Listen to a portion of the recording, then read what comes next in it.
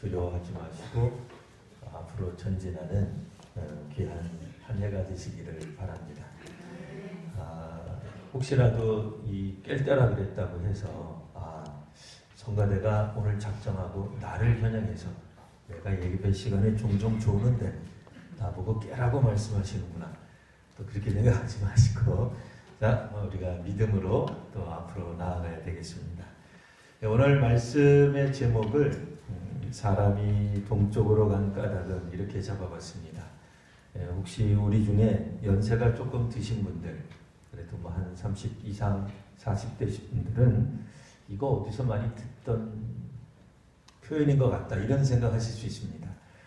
옛날에 우리나라의 그 영화 제목에 달마가 동쪽으로 간 까닭은 이라고 하는 영화가 있었어요.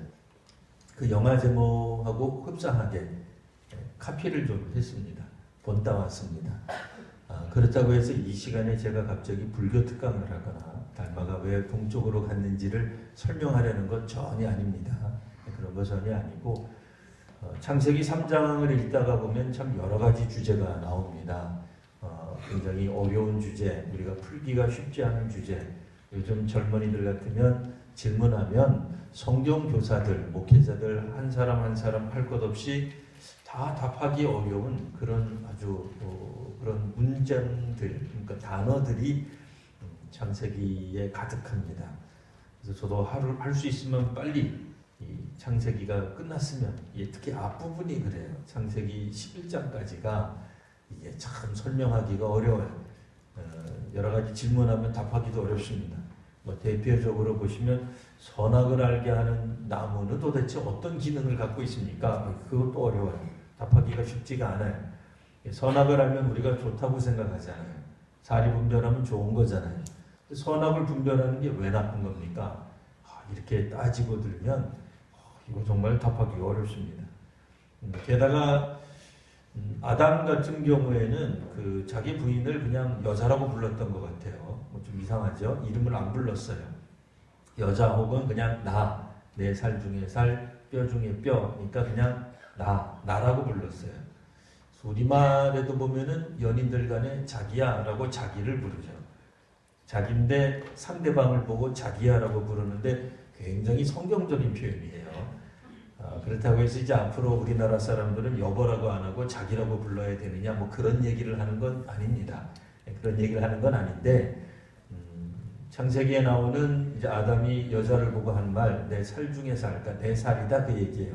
어디 갔다 이제 왔습니까? 내 살인데.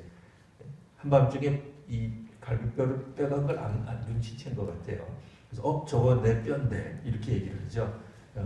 간단하게 얘기하면 저거 난데, 저거는 나로부터 말미암았는데 곧 나 자신인데 나의 일부인데 뭐 그런 뜻이에요. 여하튼 이름을 붙여주지 않고 있다가 에덴 동산에서 쫓겨나는 마당에 하와라는 이름을 탁 줘줘요.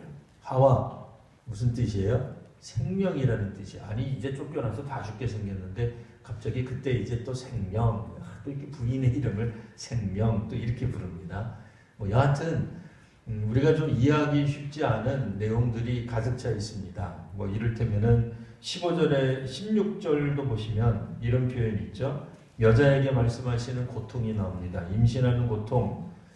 그 이전에는 임신하는 고통이 애를 안 낳았으니까 없었다고 봐야 되겠고요. 그 다음에 내가 수고하고 자식을 낳을 것이며 너는 남편을 원하고 남편은 너를 다스릴 것이니라. 이 중에서 또 난해한 구절이 있죠. 남편을 원하는데 남편은 너를 다스린다. 이게 무슨 뜻이냐? 다른 성경 읽다가 보면 너는 남편을 지배하고 싶을지라도 그렇게 돼 있어요. 내가 남편을 막 휘어잡고 싶을지라도 남편이 너를 다스릴 거다.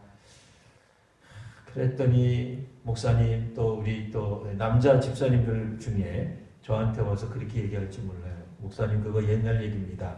저는 저희 집사람이 모든 것을 다 휘두르고 있습니다. 뭐 그럴 수 있습니다. 뭐 여하튼 성경에 나와 있는 이런 표현들이 조금 쉽지는 않습니다.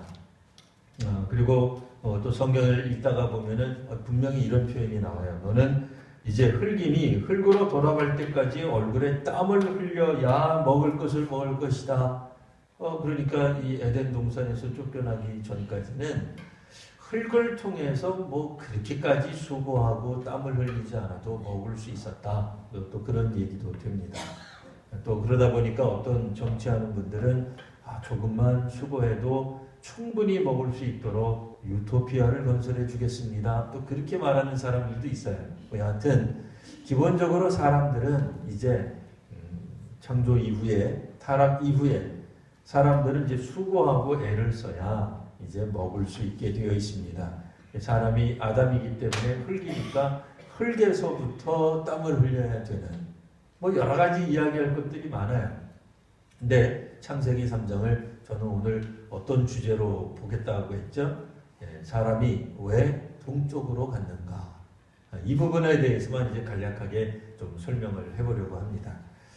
자, 우리가 이제 에덴 동산은 물론 나중에 성막을 먼저 생각하고 에덴 동산이 만들어지진 않았을 거예요. 그러니까 에덴 동산이 먼저 만들어진 거죠. 이스라엘 사람들도 당연히 에덴 동산이 먼저 있다는 걸 알았을 거예요. 근데 나중에 이 에덴 동산의 모습 중 일부가, 다는 아니에요. 다는 아니고, 뭐 흉내낼 수 없어요. 다는 아니고 일부를 성막을 짓는데 이스라엘 사람들이 착안을 해서 가지고 와서 빌어 사용을 해요. 자, 오늘 우리가 동쪽으로 간다. 어떤 의미가 있습니까? 그냥 우리가, 성경 말고요. 그냥 우리가 생각할 때 동쪽 그러면 혹시 1월 1일이 되셨을 때 아직도 기력이 남으신 분, 혈기가 왕성하신 분, 에너지가 차고 넘치시는 분들은 그날 송구영신 예배 마치시고 자야 되는데, 저는 잤어요. 자야 되는데 안 자고 냅둬서 동쪽으로 가는 분들이 있어요. 가서 뭐 하려고요? 해돋이 보려고. 뭐 정동진 가도 되고, 뭐 속초를 가도 되고, 뭐 특정 지역을 제가 홍보하는 건 아닙니다. 제가 동쪽으로 간단 말이에요. 가서 뭐 하려고? 동쪽에서 뜨는 새해의 첫 태양을 보기 위해. 이 동쪽 그랬을 때 오늘 우리들에게 있어서 여름에 물론 이제 서해안 가시는 분들도 있지만 동해안을 또 특별히 더 선호하는 분들도 있어요. 동쪽 그랬을 때 보통 동쪽으로 가는 것, 해를 보는 것, 희망, 첫 시작, 출발 뭐 이런 어떤 이미지가 분명히 있습니다. 그러니까 우리나라에서 동쪽에 대해서 그다지 나쁘지 않아요. 이 지역마다 우리가 방향에 대한 어떤 특정한 생각들이 있는데, 뭐 예를 들면 우리가 집을 짓는다 그러면 우리는 북반구에 살고 있기 때문에 보통 창이 어느 향하도록 많이 짓죠? 남쪽, 남향으로 많이 짓는단 말이에요. 그러니까 북반구에 있기 때문에 남쪽으로부터 햇빛이 가장 많이 들어오는 곳으로 우리가 알고 남향 집을 짓습니다. 동쪽에서 해가 뜬다 하더라도 우리가 사는 곳이 지구의 북쪽, 북반구, 북쪽에 있기 때문에 남향을 짓는 걸 선호하는 거예요. 물론 이제 우리 저쪽 남반구 반대편에 가면 또 반대로 짓겠죠. 그 지역마다 특정한 어떤 나라들마다 방향이 가지고 있는 어떤 상징성 내지는 그렇게 선호할 수밖에 없는 이유들, 뭐 그런 것들이 있기 마련이에요. 자, 그러면 성막을 보고 이스라엘 사람들이 성막을 지을 때 에덴에서 어떤 것을 착안해야 했다 그러는데, 뭘 착안해야 하냐면요, 성막 한복판, 그러니까 성막을 지을 때 동서남북, 고대인들도 동서남북을 알았어요. 우리들만 아는 게 아니에요. 고대에 살던 사람들도 동서남북을 이렇게 헤아리고 방향을 다 할 줄 알았습니다. 그러면 이 성막을 지을 때 사람들이 들어오는 문을 어느 방향에 지었냐면 동쪽에다가 지었어요. 그러니까 사방팔방 뚫려 있는 형태의 성막이 아니라, 우리 교회도 물론 이제 뭐 비상구 쪽도 있고 그렇긴 합니다만 보통 문은 하나다 말이에요. 출입문, 주출입문은 하나예요. 그 주출입문이 어디냐? 동쪽에다 지었어요. 그러면 하나님은 어디에 앉아 계시느냐? 당연히 성막 가운데, 뭐 정중앙은 아니지만 그래도 가운데에 있는 지성소에 하나님이 앉아 계시는 거예요. 자, 조금 더 쉽게 설명하겠습니다. 강대상이 성막은 아니지만 만일 이 강대상이 지성소라고 한다면 이곳에 하나님이 계시는 거예요. 그러니까 우리는 이제 십자가를 뭐 걸기도 하고 안 걸기도 합니다. 뭐 우리 교단은 기본적으로 안 걸어도 되는 교단이에요. 근데 이제 우리는 옛날부터 주로 이제 십자가를 달았기 때문에 달아뒀는데요. 여하튼 십자가가 하나님은 아니지만 하나님이라고 생각하시면 하나님이 이 지성소 안에 계시는 거예요. 여러분들이 저 뒷문을 통해서, 제가 볼 때는 앞문을 통해서 이 예배당 안으로 들어오셨어요. 그 옛날 성소, 성막이라고 생각하면 저 성막이 어느 쪽이냐? 동쪽이라는 거예요. 그러면 하나님이 앉으신, 제가 설교하는 이 방향이죠. 이 자리죠. 하나님이 앉아 계시는 곳에서 뭘 봐요? 우리도 동쪽에 왜 간다고요? 해 뜨는 거 보려고 가잖아요. 그 좀 이상한 표현이긴 합니다. 쉽게 설명하는 거예요. 하나님이 해를 보셔야 될 일은 없어요. 그런데 쉽게 설명하면 하나님 입장에서 보면, 지성소 입장에서 보면 하나님은 동쪽을 향해서 앉아 계시는 거예요. 사람들은 동쪽 문을 통해서 하나님 앞으로 나오는 거죠. 그러니 하나님은 이제 동쪽 문에 있는 사람들을 보시면서 또한 동시에 해 뜨는 방향을 보도록 되어 있는 거예요. 그런데 사람들이 범죄하고 나자 사람들이 어느 쪽으로 쫓겨난다고요? 에덴에 동서남북이 다 있을 텐데, 에덴은 울타리가 없을 텐데 하필이면 동쪽으로 쫓겨나는 거예요. 에덴은 성막처럼 문이 하나가 있는 게 아니잖아요. 근데 갑자기 에덴의 동쪽에 문이 생겨가지고는 문 밖으로 나아가는 거예요. 마치 성막의 사람들이 입장할 때 동쪽에 있었던 문을 통해서 입장하듯이. 그러면 어떻게 되는 거예요? 평상시 삶에서는 성막과 거리가 먼 삶을 산 거죠. 조금 더 이렇게 약간 과장되게 표현하면 이스라엘 사람들이 일주일 동안 하나님과 관계없이 산 적은 한 번도 없어요. 없지만 굳이 성막이라고 하는 정해진 장소가 세워질 때 하나님 앞에 제사를 드리기 위해, 예배를 드리기에 나아온다는 개념을 생각하면 한 6일 동안은 하나님하고 좀 거리가 멀게 사는 거예요. 동쪽 바깥에 사는 거예요. 안식일이 되었거나 절기가 되었거나 오늘 우리식으로 말하면 주일이 되어서 하나님께 나아올 때야 비로소 사람들은 동쪽 저 바깥에서부터 하나님을 향해, 서쪽이 아니라 하나님을 향해 성막 안에 계시는, 지성소 안에 계시는 하나님을 예배하고 찬송하고 또한 봉헌 드리기 위해 나아온다 그 얘기예요. 그러니 사람들이 동쪽 바깥으로 나아가서 점점 에덴으로부터 멀어진다라고 하는 얘기는 하나님 앞에 불순종해서 하나님과 거리가 점점 멀어진 상태를 상징적으로 표현하는 거예요. 그러니 이제 첫 번째 사람들이 왜 동쪽으로 갔느냐? 하나님과 거리가 멀어진 거예요. 우리도 배우자라든지 뭐 이런 분들하고는 가까이 있어도 불편함이 없습니다. 살이 맞닿아도 불편함이 없어요. 근데 혹시 우리 중에라도 나 저 사람 싫어.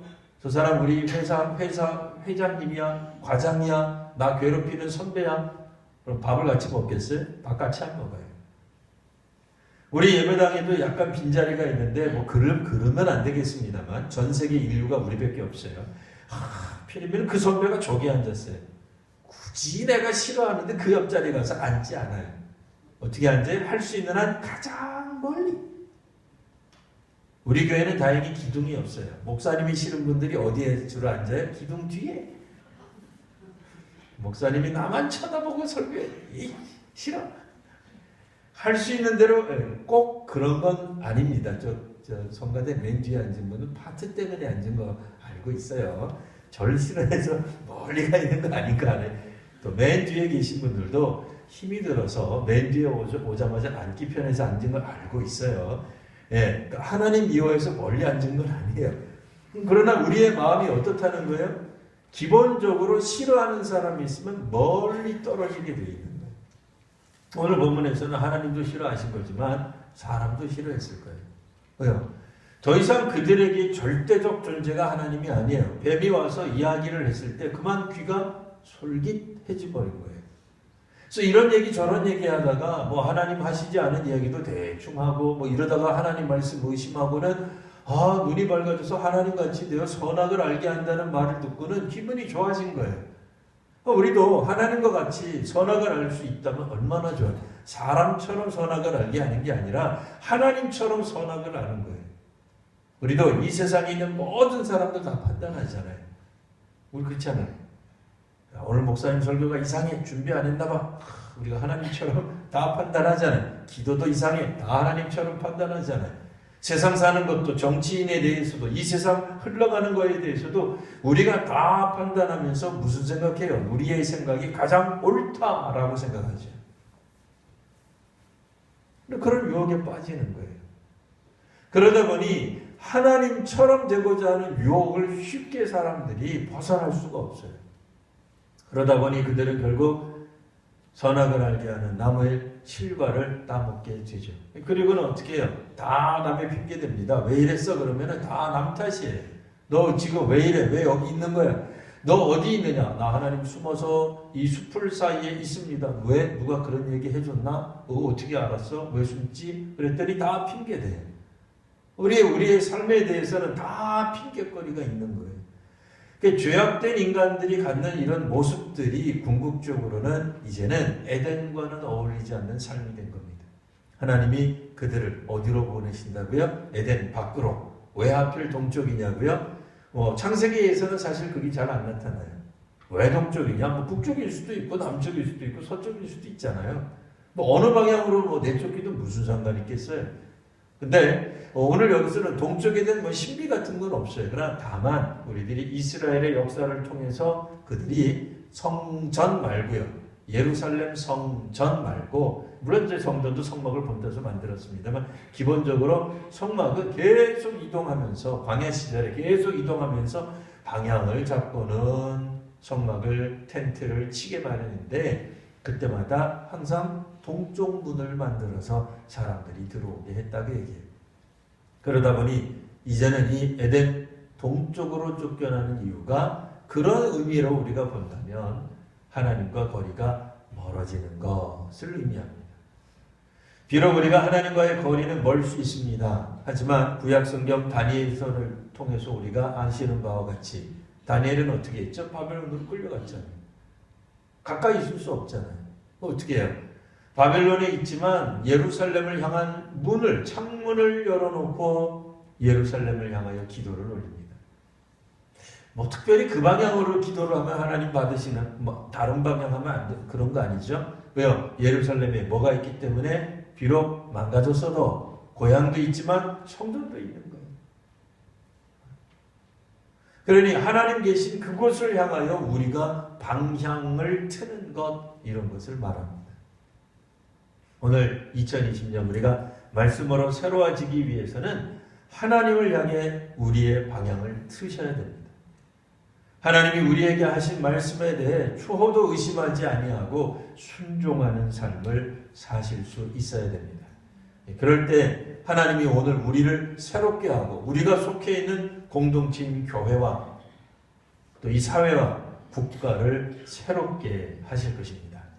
하나님의 말씀으로 다시 한번 새로워지는, 그래서 뒤돌아보지 아니하고 앞을 향해 달려가는 우리 귀한 모든 성도님들 되시기를 바랍니다. 기도하겠습니다. 걸어가신 주님, 오늘 우리가 동쪽으로 향해 나아가지 아니하고 하나님을 향해 나아가게 하여 주시옵소서. 하나님 계신 곳을 사모하게 하시고 하나님의 말씀을 즐거워하게 하여 주옵소서. 하나님을 노래하며 하나님께 예배드리는 일이 하나님 계시기 때문에 그것 자체로 만족하게 하시고 그것이 이유가 되게 하시고 또 그것이 우리의 삶의 목표가 되게 하여 주옵소서. 거룩하신 우리 구주 예수님 이름으로 기도드리옵나이다.